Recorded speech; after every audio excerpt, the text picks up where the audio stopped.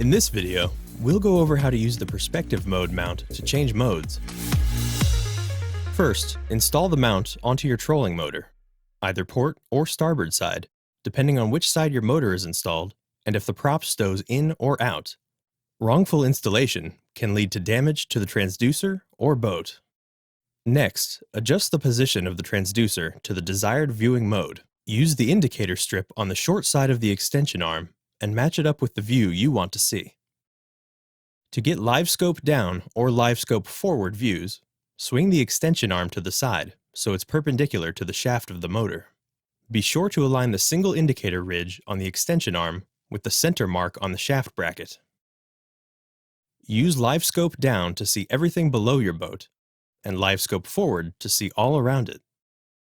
To get the perspective mode, swing the arm down and parallel to the shaft so the double indicator ridges on the extension arm align with the center mark on the bracket. With auto adjustment, switching modes can take up to 1 minute. As a reminder, you should rotate the transducer to match up with the view you want to see. Use perspective view to see even more in shallow water.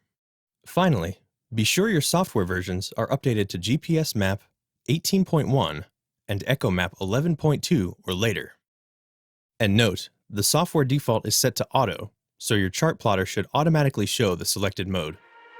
To learn more about Panoptix LiveScope Perspective Mode Mount, go to Garmin.com.